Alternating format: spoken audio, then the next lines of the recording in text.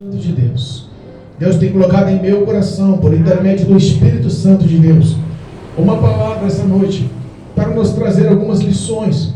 E eu glorifico a presença do Espírito de Deus em nosso meio para nos ensinar, porque a nossa vida ela é dependente do Espírito Santo de Deus. Ele é o nosso eterno professor. Que o nome de Jesus possa ser glorificado em nosso coração pelo empenho dele em nossas vidas, por ele se doar em nossas vidas, por ele investir em nossas vidas.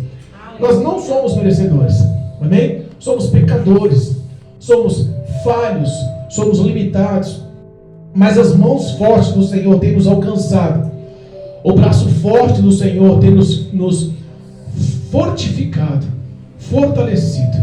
E eu engrandeço o nome do Senhor pela misericórdia do Pai, amém? Deus colocar em meu coração uma palavra que está no livro de Marcos, o terceiro livro do Novo Testamento. Mateus, Marcos, o segundo livro, perdão.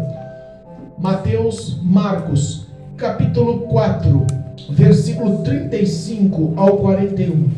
Louvado e bendito é o nome do Senhor Jesus, amém? Que todos possam participar da leitura. Livro de Marcos, capítulo 4. Marcos, capítulo 4, versículo 35 ao 41. O tema é: Jesus apazigua a tempestade. Amém? Jesus apazigua, acalma a tempestade. Livro de Marcos, capítulo 4. Marcos, capítulo 4, versículo 35 em diante. Amém? A leitura é curta e eu peço que os irmãos acompanhem em nome de Jesus. Amém? E diz a palavra do Senhor: E naquele dia, sendo já tarde, disse-lhes: passemos para a outra margem. E eles, deixando a multidão, o levaram consigo, assim como estava no barco, e havia também com ele outros barquinhos. E levantou-se grande temporal de vento, e subiram as ondas por cima do barco, de maneira que já se enchia de água. E ele estava na polpa dormindo sobre uma almofada.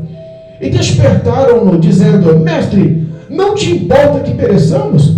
E ele, despertando, repreendeu o vento e disse ao mar: Cala-te, aquieta-te. E o vento se aquietou e houve grande bonança. E disse-lhe: Por que sois tão tímidos? Ainda não tendes fé? E sentiram um grande temor e diziam uns com os outros: Mas quem é este, que até o vento e o mar lhe obedecem? Amém? Louvado seja Deus. Podeis assentar? Obrigado, meu Pai. Uma palavra conhecida, uma palavra muito pregada, mas uma palavra de grandes lições, uma palavra de grande poder. A Bíblia me ensina que a palavra de Deus, sendo viva, ela se renova todos os dias. O principal endereço dessa palavra é o meu coração. Eu sou o principal alvo dessa palavra. A Bíblia nos ensina que a palavra ela é como uma espada de dois gumes. Ela corta para os dois lados. Mas eu tomo por direção, primeiramente para mim e depois para a nave da igreja. Amém? Eu glorifico a Deus, porque até aqui o Senhor tem mostrado os nossos trajetos em detalhes. Ele tem cuidado dos nossos passos em detalhes. Ele tem investido em nossas vidas em detalhes. E a gente entende que a soberania de Deus não tem limitações. A gente entende que o poderio de Deus, ele não tem limitações. É por isso que nós cremos na ação sobrenatural a tal ponto de entendermos que tudo em nossas vidas, por mais que pareça assim absurdo dizer, está no controle de um Deus Todo-Poderoso. O Criador nunca perdeu o controle sobre a criatura. O Criador nunca perdeu a autoridade sobre a criação. É o nosso Deus Todo-Poderoso. Nós cremos em Deus porque Ele é poderoso, onipotente, onipresente, onisciente. Ele sonda o nosso ser. É um Deus que acompanha os nossos passos. Nós cremos nessa soberania e Ele tem nos ensinado a se manter firme em meio às adversidades através da palavra de Deus. A palavra de Deus, eu insisto em dizer, é a representação máxima do poderio do Espírito Santo sobre a face da terra. Bom seria que o homem aplicasse o seu coração a aprender de Deus pela palavra o tempo todo dele. O Evangelho representa a palavra. O homem quer conhecer a Deus, quer amar a Deus, quer praticar o que diz a palavra. É só viver a palavra, guardar a palavra, colocá-la no coração e ter todos os dias o prazer de mantê-la em ação na sua vida. Amém? Aleluia, glória a Deus. A Bíblia fala sobre Jesus ter acalmado ou apaziguado uma tempestade. Um pouco antes, nós entendemos que o ministério de Jesus está à tona. O ministério de Jesus, ele está no auge. A Bíblia fala que Jesus está com os 12 discípulos, andando em todas as cidades, levando o Evangelho em Jerusalém, e muitas das vezes beirando o mar da Galileia, beirando aí povoados, vilarejos. Ele não tinha dissensão de pessoas. Ele simplesmente levava o Evangelho, o reino de Deus, porque essa era a proposta, esse era o mandamento, essa era a vontade de Deus Pai. Glória a Deus. E a Bíblia fala que com ele já estavam os 12 discípulos. Com ele já estava uma grande multidão, porque via a operação dos milagres. Aleluia. Se a gente parar para pensar, o livro de Marcos é um pequeno resumo de Mateus e a mesma base de Lucas, só que cada um tem uma tese, uma interpretação, um discernimento ao explicar o teu ponto de vista, e a gente vê que as passagens são meio que resumidas. Você pega, por exemplo, o início do ministério de Cristo, que a gente comentou na última pregação sobre o batismo de Jesus e ele ser levado ao deserto. Se a gente observar, é um trecho longo, se detalha as tentações, mas em Marcos não, fala sobre o batismo, fala que ele foi levado ao deserto, tentado e o anjo veio e serviu. É sempre as versões mais simplificadas. E nós temos aí duas vertentes ou duas ações parecidas sobre Jesus estar com os discípulos sobre o mar, ou sobre os discípulos estarem sobre o mar e depois Jesus vir ao encontro deles. Essa foi a primeira vez que Jesus fala com os discípulos no meio de um grande ensinamento, no meio de grandes operações, para eles entrarem num barco e passarem de um lado para o outro do mar da Galileia. Quando a gente fala em mar da Galileia, vamos só deixar claro que não é um mar, tá bom? Muitos pensam que é mar, não é, tá? É o lago de Genezaré, é a maior fonte de água doce que tem lá no Oriente, amém?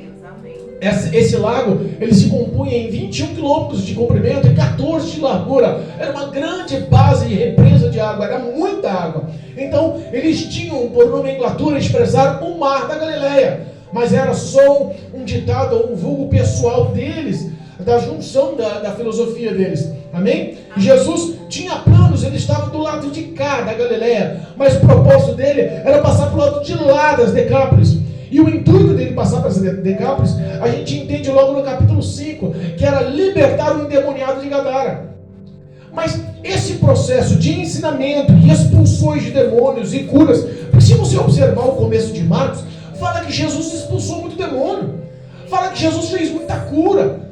Jesus andou primeiro com os 4 discípulos, e depois ele reuniu os 12 discípulos, mas esse intermédio, aonde ele entrava, onde ele pregava, nas sinagogas, nas casas, aonde ele estava, levavam a ele uma multidão de demônios, uma multidão de pessoas atormentadas, uma multidão de pessoas endemoniadas, muitos enfermos, muitos. Alguns casos, ele relatou como um leproso que se joelhou aos pés dele e falou: Senhor, se tu quiseres, pode me pôr limpo. Jesus toca nele e fala: eu quero ser limpo. Algumas situações eram aclamadas, porque, por exemplo, a lepra fazia o homem ser isolado da sociedade, outras enfermidades não, né? E a gente enxerga a operação magnífica de Deus. A gente observa que os discípulos já tinham recebido de Jesus a unção e o poder para curar e para expulsar demônios.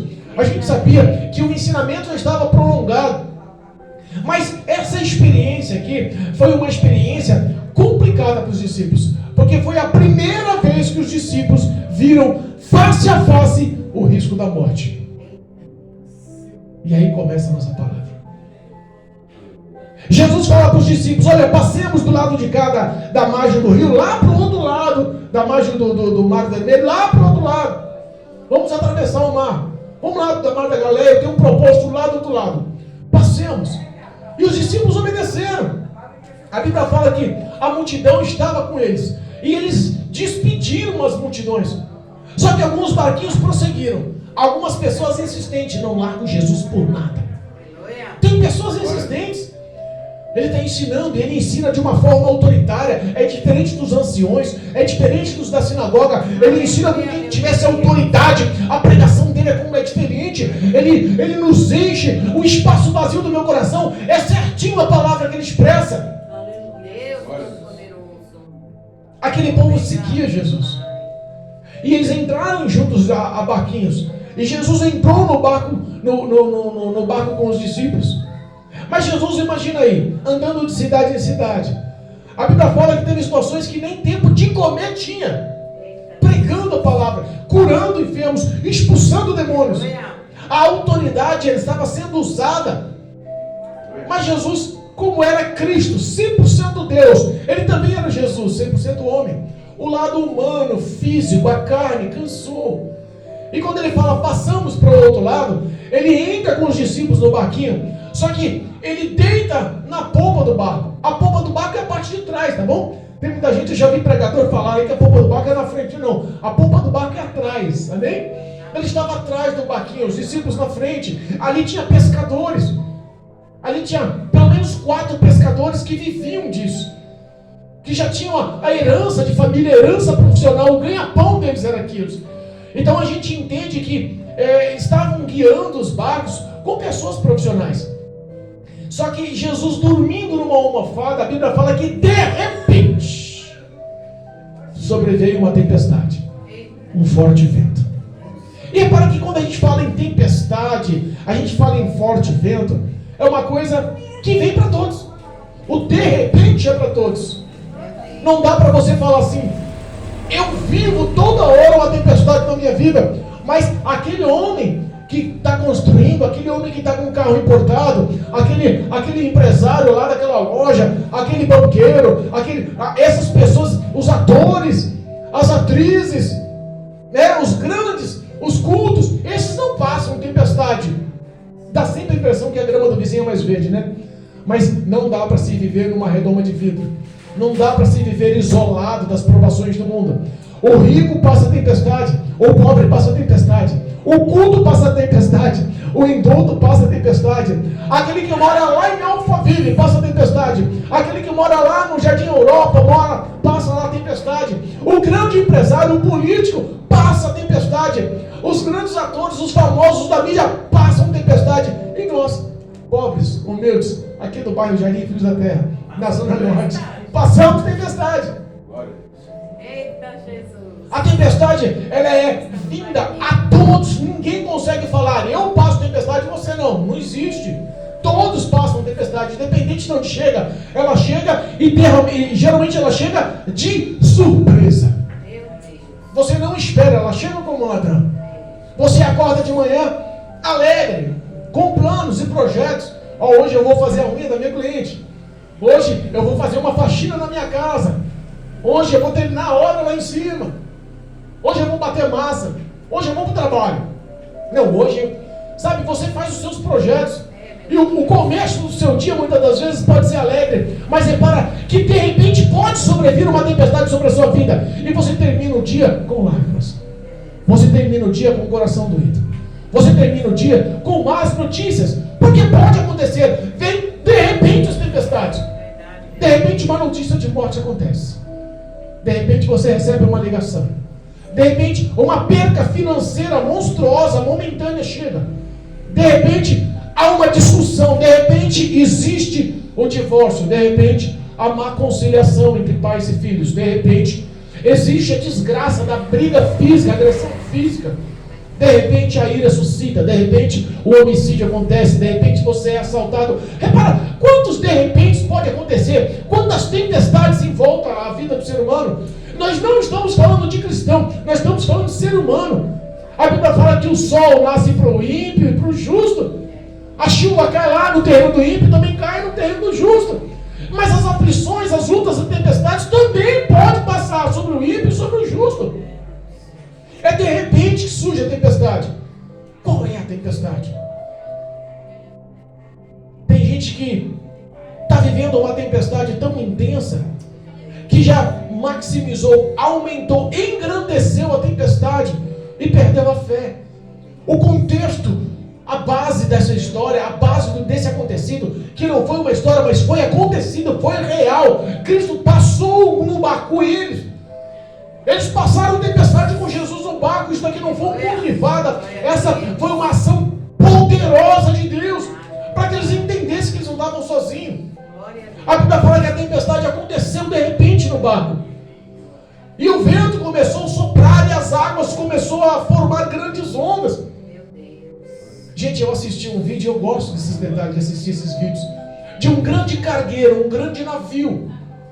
Não sei quantos containers vindo da China para os Estados Unidos. Eu assisti aquele vídeo imenso e mostrou a exuberância daquilo, mas de repente mostrou as ondas e o mar, ondas de 5, 6 metros de altura, açoitando a lateral daquele imenso cargueiro, e a gente via que aquilo balançava de um lado para o outro. E eu imagino, se um grande navio, um grande cargueiro daquele com a capacidade intensa dos dias atuais dá medo, imagina num barquinho com 13 pessoas dentro. Imagina num barquinho. E os barquinhos eram rústicos, feitos manualmente, não tinha nenhum tipo de tecnologia. O negócio era braçal. O homem tinha que realmente ser corajoso para sobreviver da pesca. Isso daí não foi de dia, não foi o sol raiando, não foi de madrugada, foi de noite, foi na escuridão. O temor acomodou o coração deles.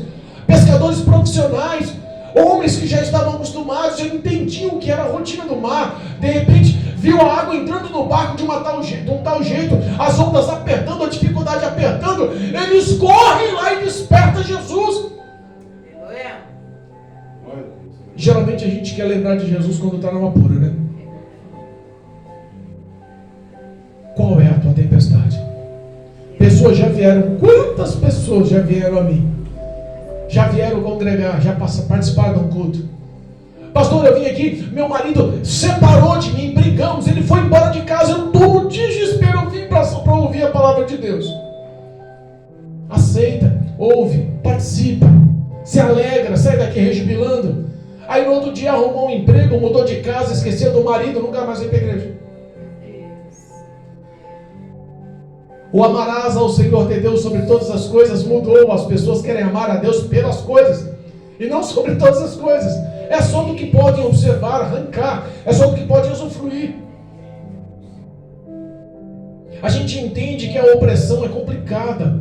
Estar no meio do mar a ponto de sentir medo da morte é o que acontece muitas das vezes aí. Pessoas não querem assumir, mas o dia do amanhã não nos pertence e ninguém quer lembrar disso. A morte bateu de frente com os discípulos, eles estavam no mar escuro, assoprado por ventos e ondas, entrando no barco, querendo balançar. Eu imagino o pavor, o pânico. Lembraram de Jesus, despertaram Jesus, e no ato de despertar Jesus, eles chegam e fazem uma pergunta comum: você não se importa com a gente não, se a gente vai morrer ou não? Eita Deus.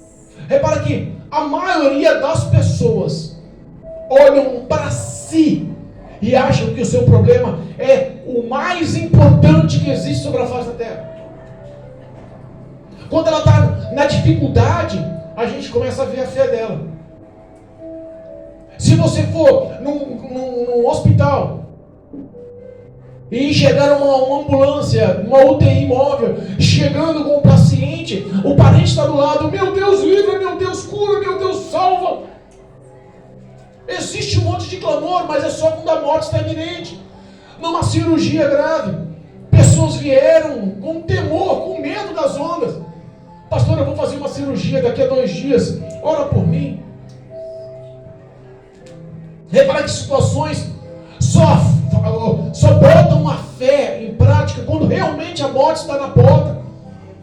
Você vai num presídio, você começa a ouvir os relatos dos presidiários: rapaz, eu sofri ali, não tem explicação, ele foi Deus. Eu tomei tantos tiros e fiquei em pé.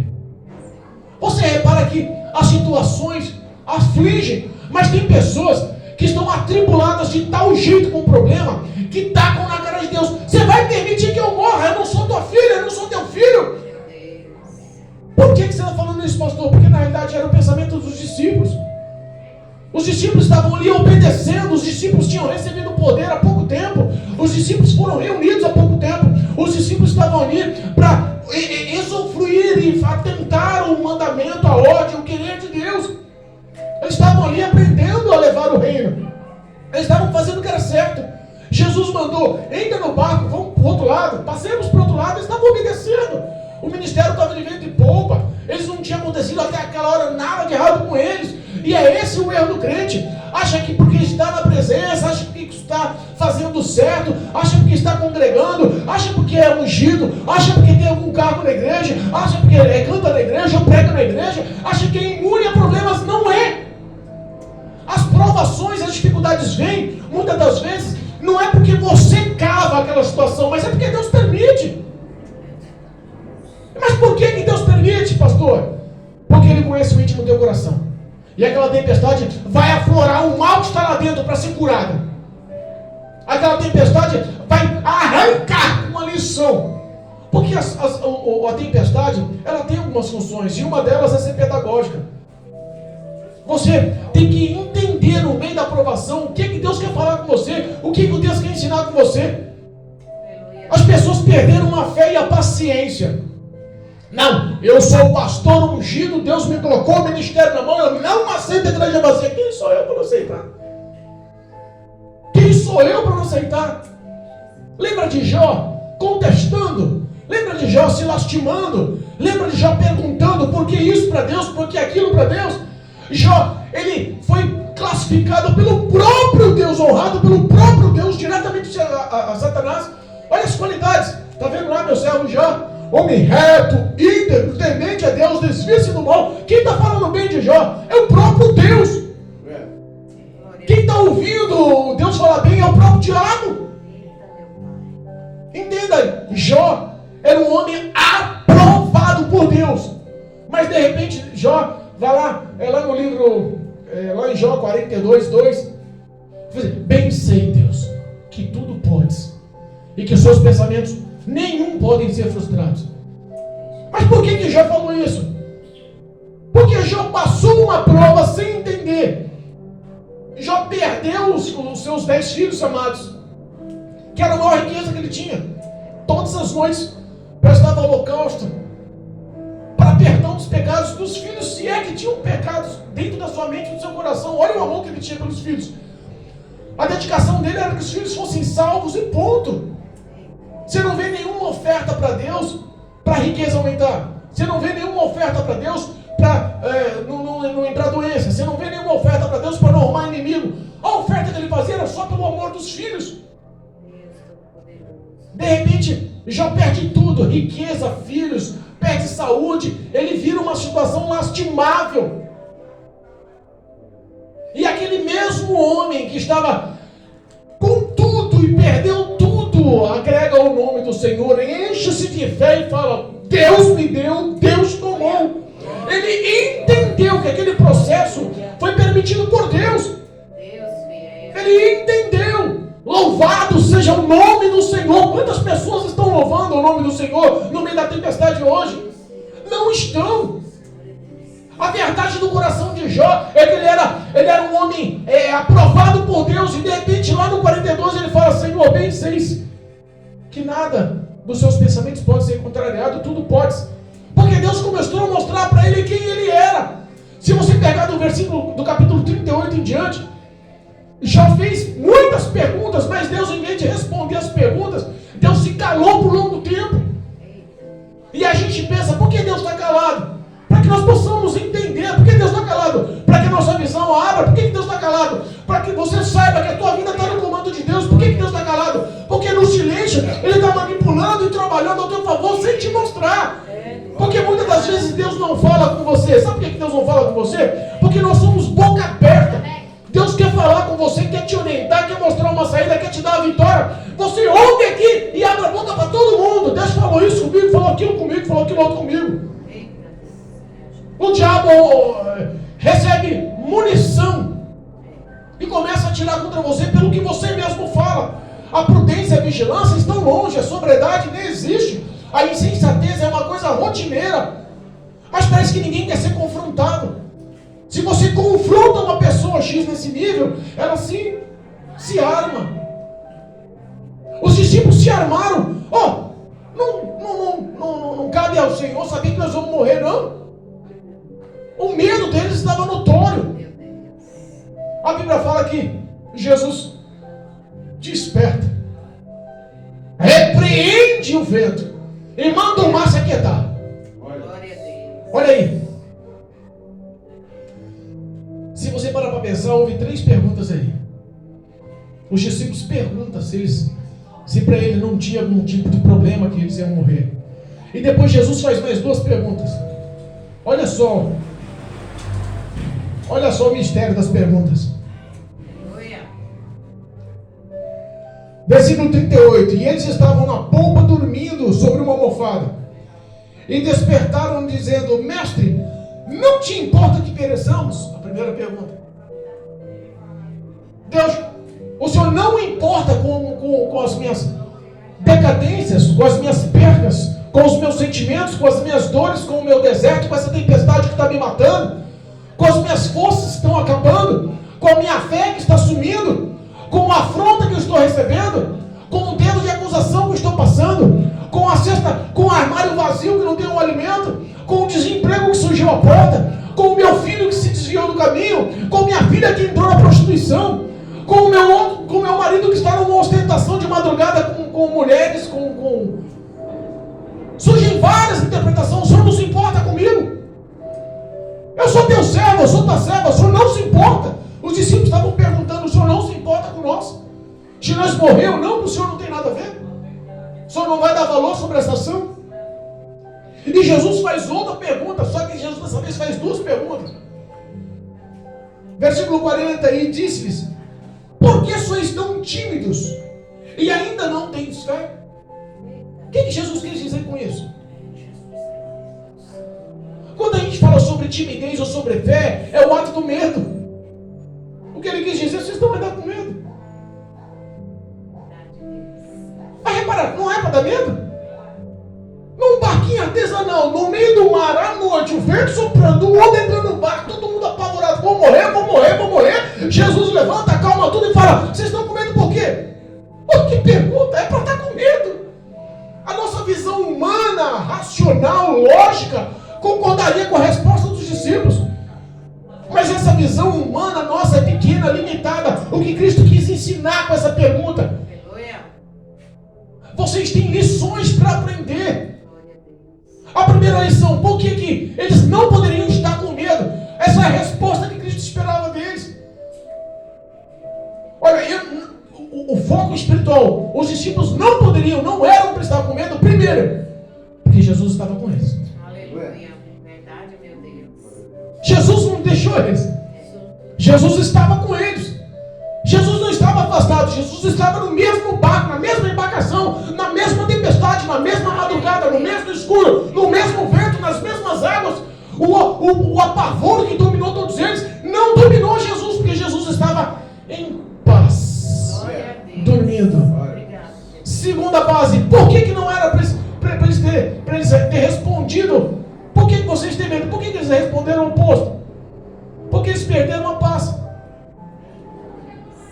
Jesus estava no barco, Jesus estava lá mostrando que por mais que a tempestade estava açoitando, ele estava cheio de paz. E aí veio o que Deus nos disse: eu estarei convosco todos os dias da sua vida. Não temas. E por que nós tememos? Perdemos a paz. A tempestade complica. A ansiedade domina. Você não vê a ação humana, o teu coração se aflige e perde a paz. Mas o homem que é cheio de paz, não importa a dificuldade. Eu contei um relato aqui há pouco tempo atrás, na última pregação minha, última ou penúltima pregação, de uma mãe que teve um filho baleado no Rio de Janeiro. Um latrocínio aconteceu. Foram roubar o filho dela, adolescente com 17 anos. E o rapaz, no ato do furto, no ato do roubo à mão armada, disparou, matou o filho. E não matou com 5 tiros, cara. Mas a polícia pegou ainda em flagrante. E a mãe saiu de casa e foi lá, cara a cara, com o ladrão, com o homicida do filho dela, com o assassino do filho dela. Mas olha, repara aí, estava na tempestade ou não estava? Ela estava realmente sendo visivelmente açoitada pelas ondas ou não estava? O coração daquela mãe estava como? Desesperado ou não estava? Ela poderia ter perguntado para Jesus ou não poderia ter perguntado? Não interessa para ti se nós morramos ou não? Poderia ou não poderia ter perguntado? Ela olhou para o assassino e falou assim: olha, filho, eu te perdoo em nome de Jesus, porque eu sei que você foi um instrumento na mão de Deus. Porque nada acontece com o ser humano sem o querer, sem a aprovação, sem a vontade de Deus sobre a face da terra. E Deus já tinha avisado o meu filho: ou se converte ou morre, a sepultura está aberta. Quantas pessoas estão pagando para ver? O coração do filho estava assim: não vai acontecer comigo nada não. O ego, o orgulho, estava martelando a mente dele: eu tenho razão, que papo furado, vou morrer nada. A sepultura abriu. E a mãe olha para o assassino do filho, cheia de paz, porque Jesus estava no barco dela. Aleluia. Porque Jesus, mesmo dormindo, estava no comando de tudo. Aleluia a Deus. Olhou para ele e disse: eu te perdoo, porque Deus já tinha avisado ao meu filho: você só foi um instrumento na mão de Deus. Não cometa mais isso. Pague a sua pena e aceita Cristo como Salvador.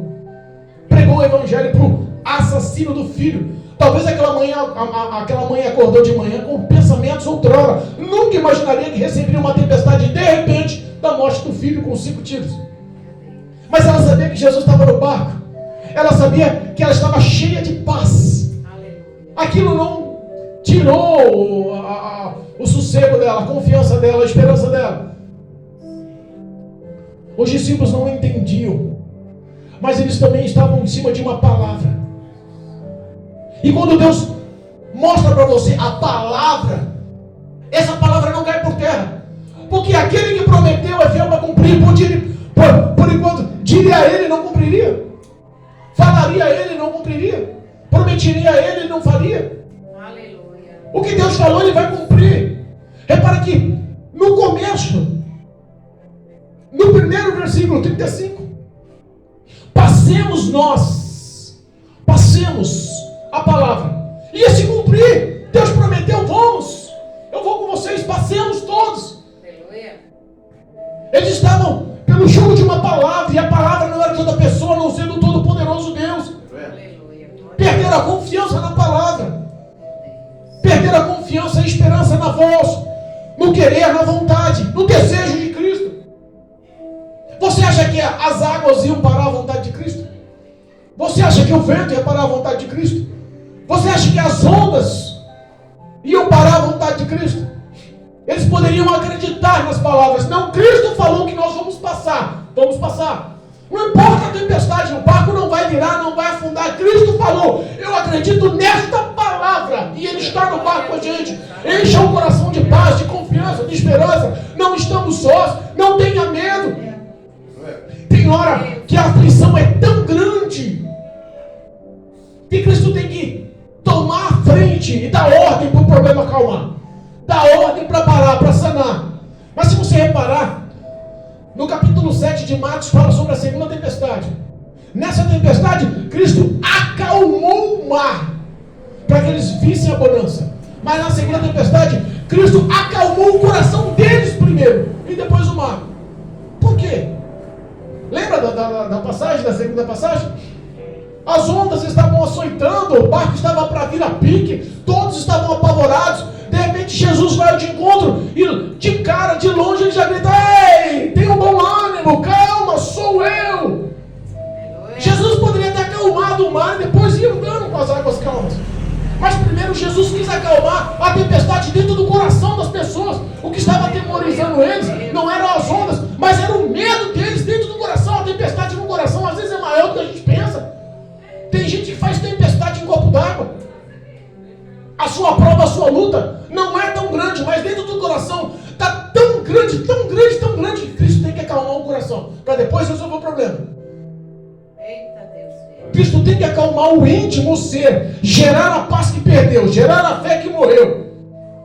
Não, mas eu estou bem, eu sou discípulo. Não, você está aflito, a morte está na tua cara, estampada. Parece que você perdeu tudo.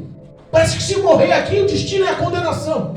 Esqueceu que está do meu lado, esqueceu que é meu aprendiz, é meu filho. Esqueceu que eu cuido, eu zelo, eu poupo, eu guardo, eu livro, eu abro as portas, eu sou poderoso. Glória a Deus.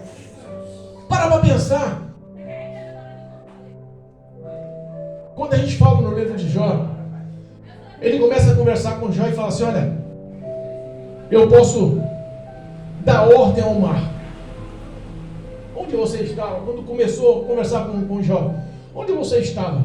Quando eu dei limite para as águas do mar, não passar dali. Onde você estava? Quando eu criei os fundamentos, as estrelas do universo. Onde você estava? Porque quando eu estava contando o mar a palmos. Onde você estava? Que com a concha da minha mão eu recolho toda a água do mar. Glória.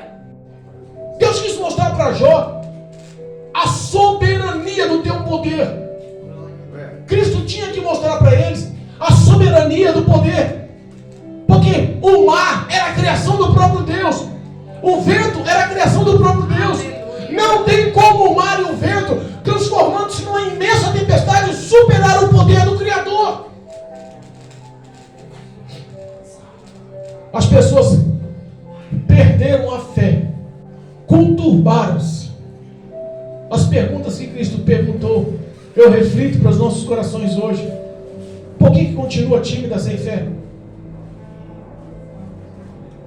Por que continua tímida sem fé? Por que as tuas ações continuam tímidas e sem fé? Deus abençoe, meu amado. Porque nós acrescentamos um problema muito maior que Deus. Uma certa vez, uma criança, pergunta de criança é complicada, né? Qual é o pai que não se indagou com a pergunta de uma criancinha, 2, 3, 4 aninhos, e faz umas perguntas que nem cientista consegue fazer, te encabula. Você fica sem resposta, te pega de calça curta. Pai, andando pela rua, a criança pergunta: pai, os dois de mão dada, o pai alegre, num fim de tarde, andando com o filho. Pai, responda para mim, pai, qual o tamanho de Deus? O pai travou, rapaz, que pergunta, como é que eu vou responder isso? Deus dá uma visão, um entendimento. O pai olha para o céu, está vendo, filho, aquele avião lá em cima? Aquele pequenininho lá em cima, aquele que está formando aquela risca de fumaça, aquele bem pequenininho, que parece que ele está numa velocidade intensa. Ah, estou vendo, pai. Pois bem, Deus é do tamanho daquele avião. Ai, pai, então Deus é tão pequenininho.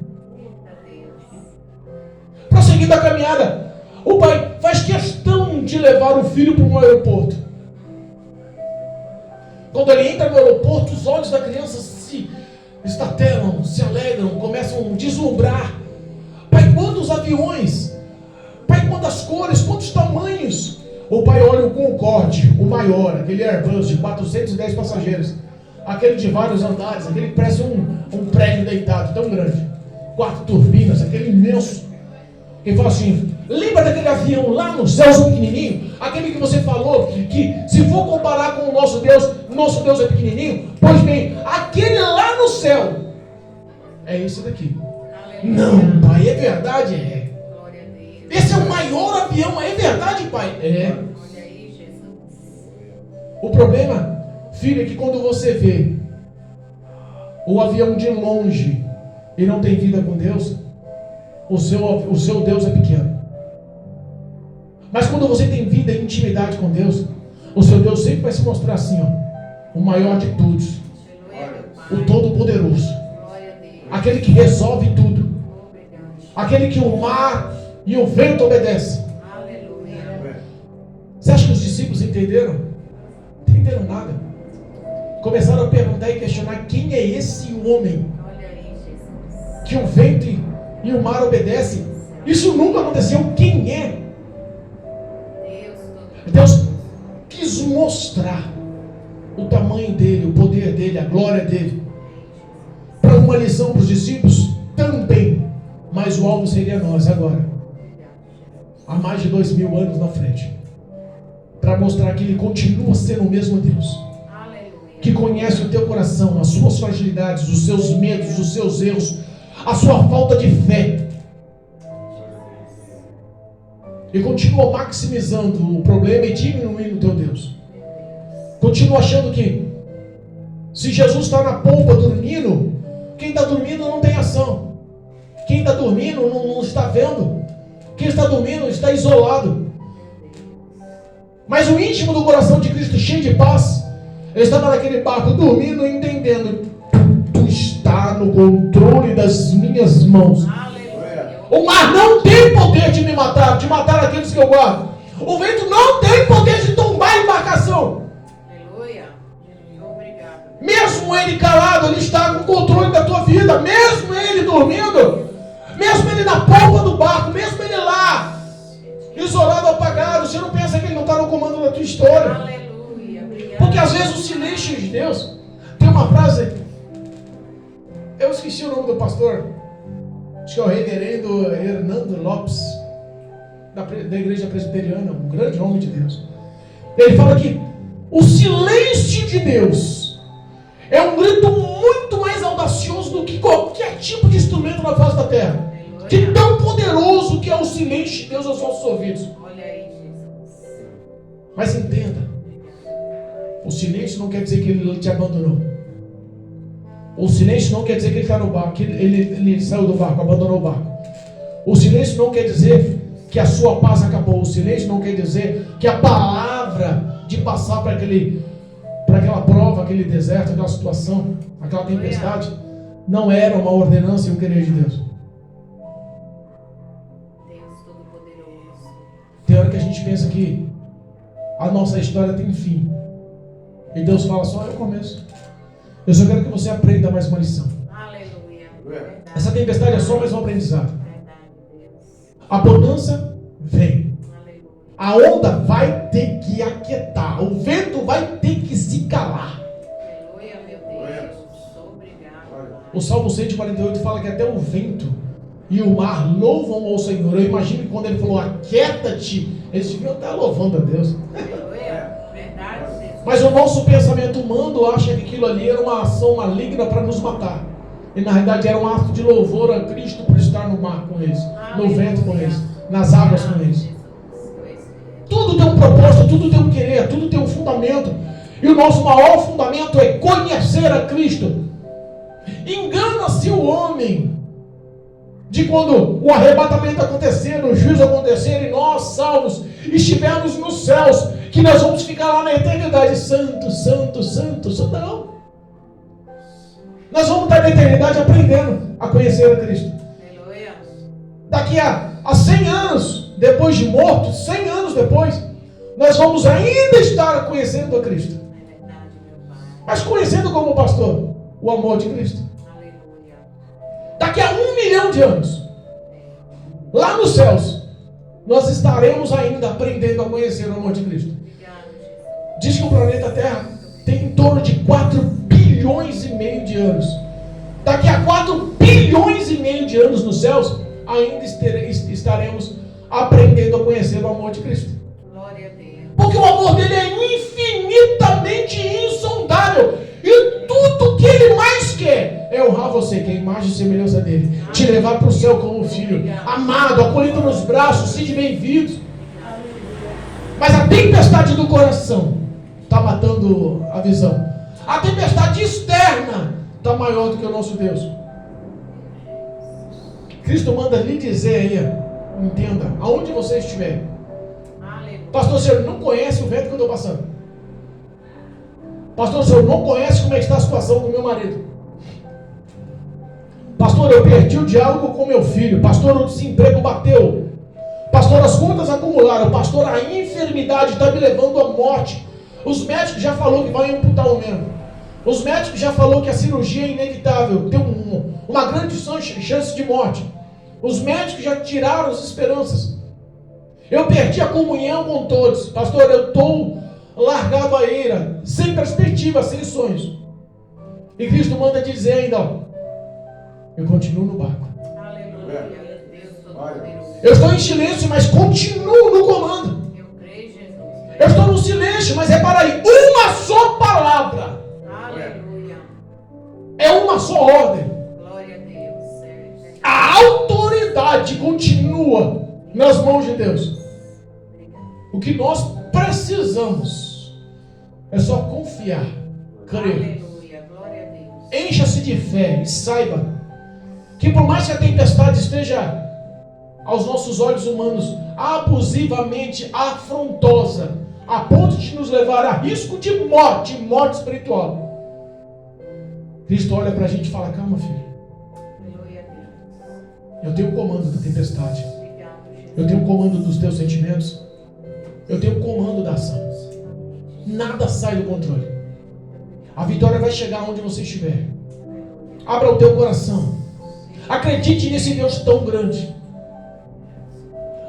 Os grandes astrólogos, os grandes estudiosos do universo, das estrelas do universo, das galáxias do universo, dizem que existem mais estrelas no céu do que todo o grão de areia reunido em todo o deserto, em todos os mares do planeta, que são incontáveis. E eles não têm noção de como podem contar. E Cristo fala aqui, através da palavra, que Ele conhece cada estrela pelo nome. Glória a Deus. Aleluia. Se viajássemos na velocidade da luz a 301 mil quilômetros por segundo, demoraríamos mais de 92 milhões de anos-luz para passar de um lado ao outro, até onde a ciência humana já alcançou. E o nosso Deus passeia pelo universo, chega perto do sol, o sol soa com todo o seu glamour. Eita Deus. É o teu Deus, é o teu Salvador, é aquele que te acrescentou fé, é aquele que escreveu o seu nome no livro da vida, é aquele que decidiu te amar, mesmo sem reconhecimento ou merecimento. É aquele que não olhou para os teus pecados e falou: você continua sendo meu, escolhido, amado. Desde o ventre da mãe eu te vi. Eu te conheci e te formei. Teus sonhos, projetos. Abandona o medo. Tira toda essa explosão de morte do seu coração, da sua mente, da sua visão. Forma uma aliança de fé. Creia em Cristo. Obrigado, Jesus. Cristo pode mandar a solução e a razão da tua história mudar. Todo aquele que crer em mim será salvo. João capítulo 3, 17. João capítulo 3, 18. Mas todo aquele que não crer já está condenado ao inferno. Meu Deus. Qual que é a sua fé no momento da tempestade? Glória a Deus. Vai perguntar se Cristo se importa ou não com você? Muita gente acha que é alguma coisa. Eu já vi alguns falar: vou pôr Deus na parede. Não sabe o absurdo que fala. Quem é o homem? O homem é como um grão de areia lançado no meio do mar. Não é nada. E se sente tudo. Se não for o amor de Deus, o favor, a graça, a compaixão, a misericórdia, Aleluia. a bondade de Deus, o homem já estaria condenado à eternidade afastado de Deus. Que o Espírito Santo possa entrar na tua mente e no teu coração essa noite. Aleluia. E aonde quer que você esteja, que você possa ser tocado por Deus. Glória a Deus. E que o Espírito Santo possa lhe agregar fé. Porque novidades virão. Aleluia. Se você colocar essa fé em prática hoje, em nome de Jesus, recebe a vitória. Aleluia. Eu declaro a vitória, eu profetizo a vitória na tua vida, em nome de Jesus. Essa tempestade não é para a morte. Aleluia. Cristo te ama. Quer mudar a tua história. Chega de tanta incredulidade. Chega de tanto coração duro. Que o Espírito Santo possa fazer o que eu não posso. Porque Ele é poderoso. E que o nome de Jesus seja glorificado na sua vida. Aleluia. Em nome de Jesus. Obrigado. Amém, igreja? Amém, igreja. Quem entendeu a palavra? Amém. Glória a Deus. Eu costumo dizer que todos que entendem a palavra saem revestidos de poder, porque conhecimento é poder. Aleluia. Que você possa entender que a tua tempestade ainda está no comando de Deus. E que o nome de Jesus possa ser glorificado na tua história, na tua família. E que a graça venha te acompanhar e te envolver em nome de Jesus. Amém?